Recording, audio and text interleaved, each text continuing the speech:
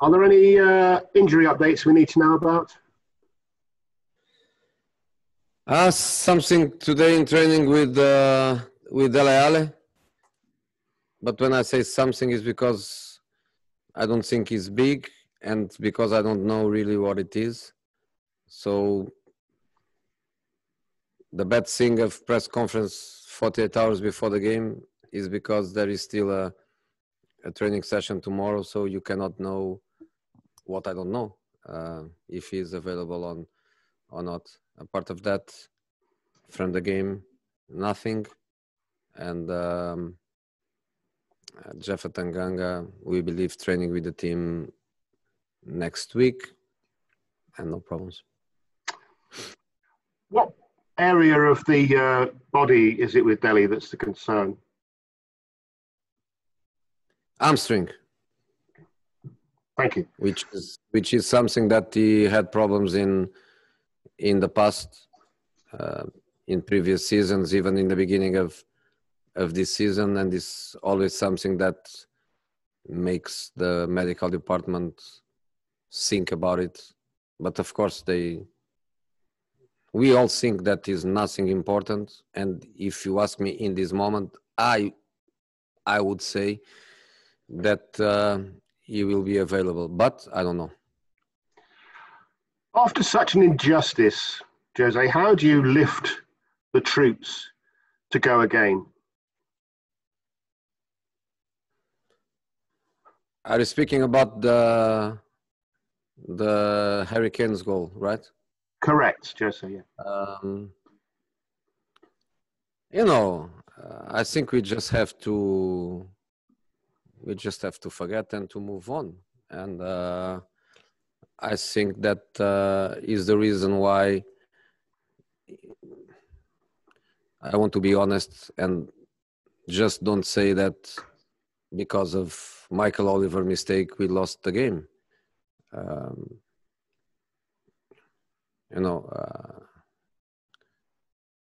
Mistakes can happen in a football match. We all make mistakes and we all have to move on. I know that is a situation that had a big impact in the game, at least in the result of the game at half time.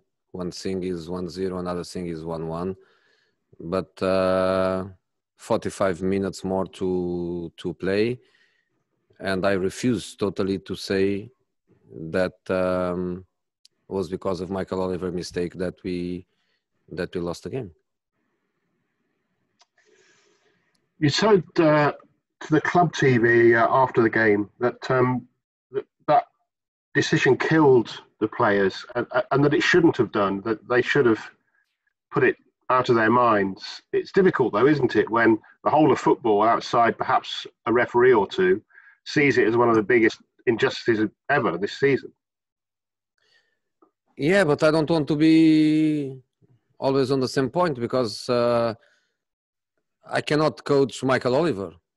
I can coach my players. My job is to coach my players, and I have to admit that is a frustration for me. Was a frustration for me to realize that we should do better than what we did. So again, would be very comfortable for me to be here and smashing the decision and seizing the opportunity to go around that and around and around. I don't want to say that. I think that before that we should play better than we did, and after that we should play better than what we did. That's why after the game I had no problems in praise our opponent, because I thought they deserve more than us.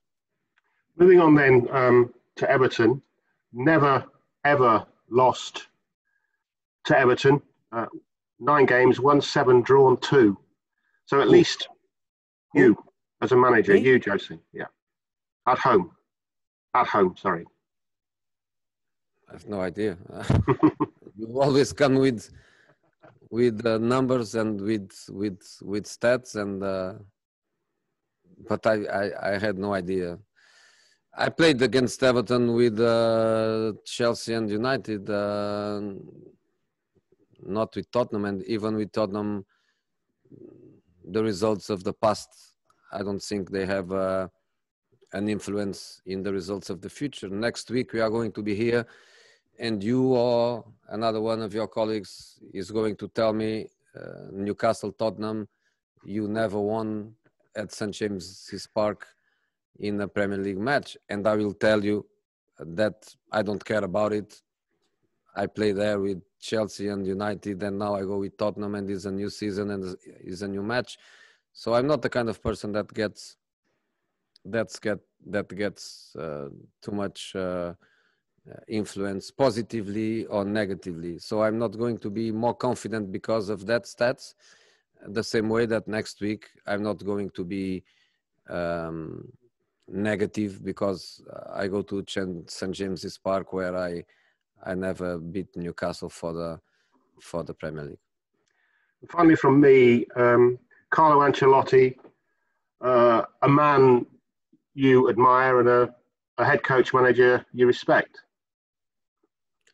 I think everyone in football admires Carlo as a coach and as a person. If you don't know him as a person, at least you know him as a coach. And it's not because I like him so much as a person that I'm going to say the obvious, which is one of the top managers in the world of the last 2 decades. And of course, now I think it's a privilege for the Premier League to have Carlo back. It's a privilege for Tottenham to have Carlo as his manager or head coach, the way you want to call him. As a manager, we all know him, and we don't need to speak about him because his office in his house. I don't know the house in Milan or the house in London or Liverpool, but some office in one of his houses is full of cups, so he doesn't need anyone to speak about Carlo. As a person, I had the privilege to know him for a few years, to stay and be with him a few times in UEFA meetings, in some different occasions, and I just love Carlo. I think he's a fantastic guy. So I think I'm going to break the rules. Now is 1 meter, no? 1 meter distance. I'm going to break the rules and I'm going to hug him because I like Carlo very much. Thank you. Cheers, Gary. We'll go to James at TalkSport next. Hi, Jose. Hey. Jose, how significant do you see these final 6 matches of the season, and what are you hoping to learn from your squad in that time? I have to admit that I love to work with the guys during these periods of the quarantine, and when we start working together. They were fantastic. They were phenomenal in their committing, in their professionalism. I just love it.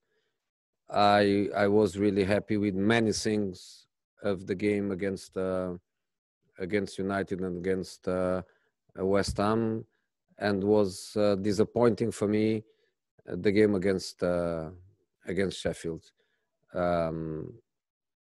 I refuse to speak again about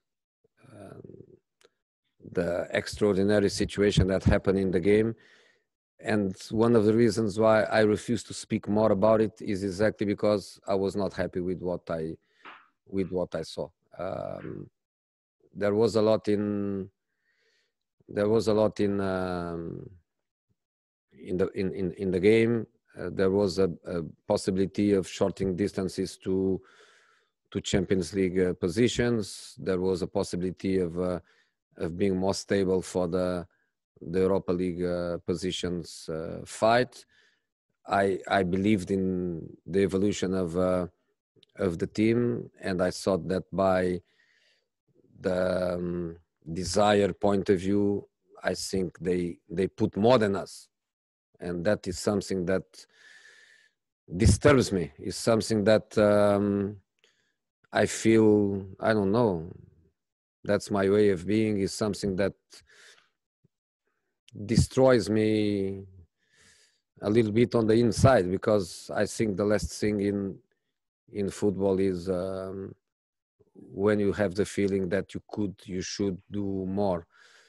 I always say it's not a problem for me to lose because the opponent was better. It's not a problem for me to lose because my goalkeeper made a big mistake. It's not a problem for me to lose because my striker missed 2 chances with an open goal. It's not a problem for me to lose because some guy missed a penalty in the last minute. It's not a problem for me to cope with mistakes and defeats. It's a problem for me to cope with defeats where my feeling was that we could do more, much more. So in this moment, I'm not happy, but experience, and I know that we have another match after tomorrow. We have 6 matches to play, and before the holiday period, which normally is a holiday period for the players, but not for us coaches, and is a period where we analyze everything and we try to get the best decisions facing the future. But we have 6 matches to play, and we have to fight for every point. How confident are you that your squad will have that desire against Everton on Monday night?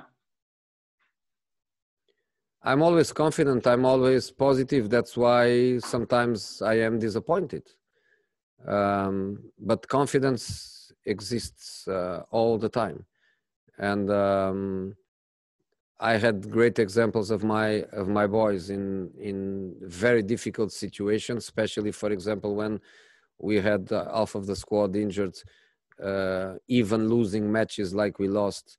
But I had a proper team. I had a proper group of players trying the possible and the impossible to go against a really, really difficult situation.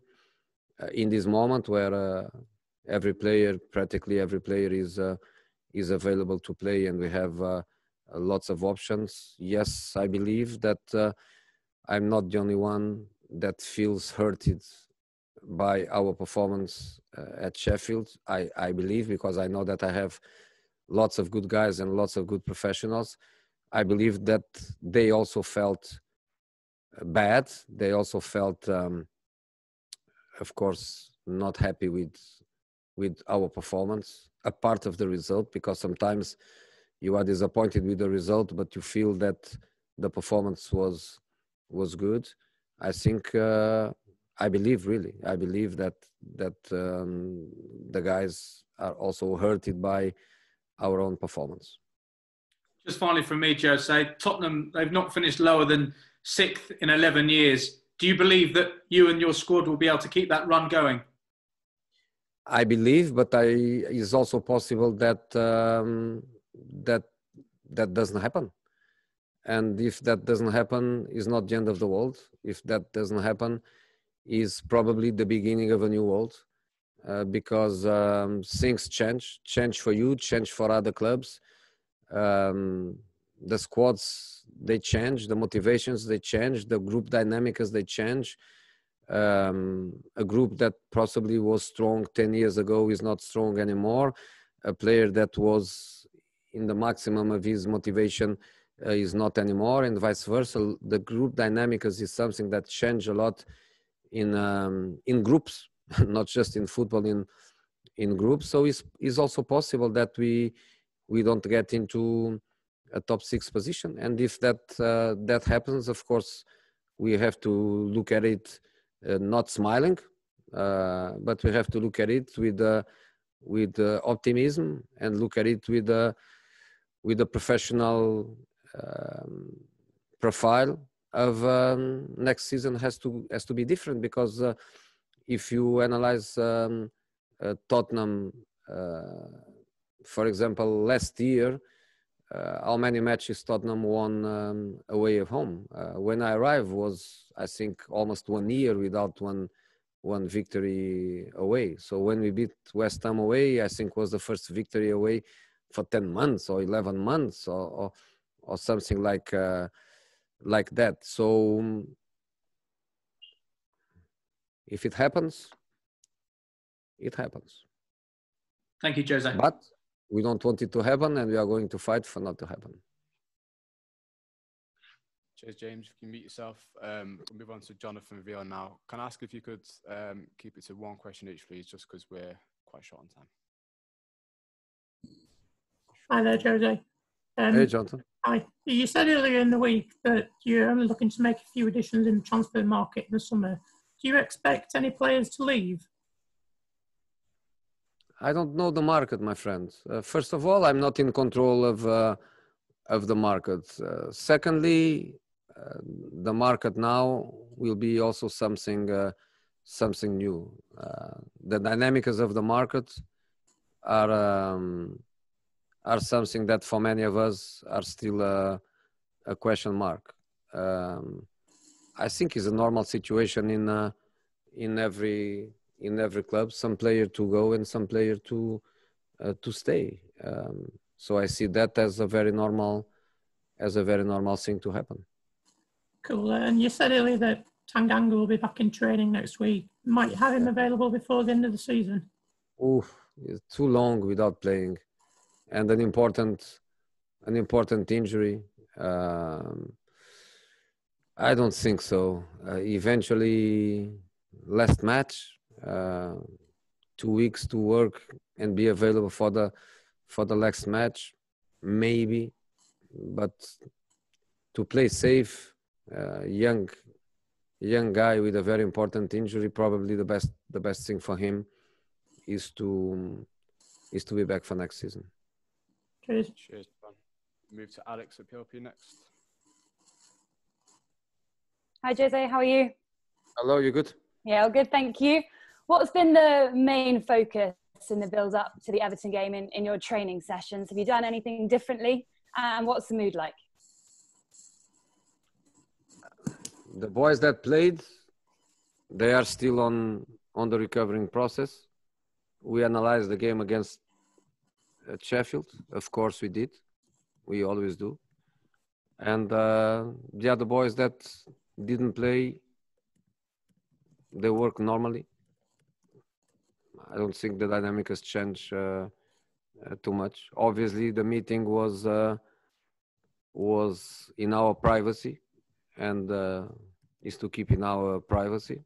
To be honest, is a meeting that we do basically every week after every match. Playing phenomenal, playing good or playing bad, winning or losing, we always do it. So nothing really. We have one more day tomorrow. Tomorrow, yes, to touch some points in relation to the game plan against Everton. But normal, probably less smiling, probably less laughing. That's the way football is. When you lose, you are not happy. When you win, you smile more. Thank you. Okay, we're going to finish this section with Charlie, Jerry, and Ali. As I said, keep it to one each. That would be good. Charlie here. Hi, Jose. How you doing? Hey, Charlie. Hey, I just wondered, you mentioned there the strength of your squad, and obviously you've got 3 games coming up this week. Do you think we'll see quite a bit more rotation than has been the case in the previous 3 games for you? I think we have to do some, yeah. We play Everton, Bournemouth, Arsenal, and Newcastle with 2 days in between matches. Of course, it's very, very difficult for a player to play 90 minutes of every match. In some positions, will be a little bit more difficult to do it, but in some others, we have options, and of course, rotation becomes something that we need to do. Okay, moving on to Jerry.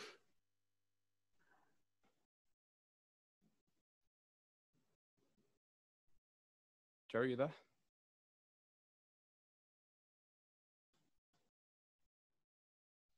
Are you unmuted or? Right, whilst we sort that, we'll go to Alistair quickly. Hey there, Jose. Hey, Alison. Could I just ask you, you've spoken a bit about mentality in recent days, obviously in the match itself, responding to negative things that happen. And the other day you spoke about top players being on the bench and how that should be a normal thing. And obviously you also mentioned the away games, the away record at the club. Obviously, there's always been doubts about whether Spurs can actually take that big club mentality and take the next step. How do you, as someone who's obviously had experience of that, how do you bring that to Tottenham? Time. Only time. I think one of the most difficult things in football is exactly to change mentalities, is to change state of mind, is to change the team soul. I think is one of the most difficult things in football.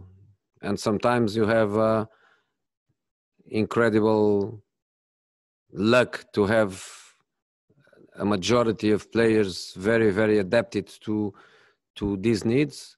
And some other times you have incredible talented players, but the psychological profile is different or was built in a different direction. So only time can do it. And you had a recent example of the new champions, and you know what the process to build a team is.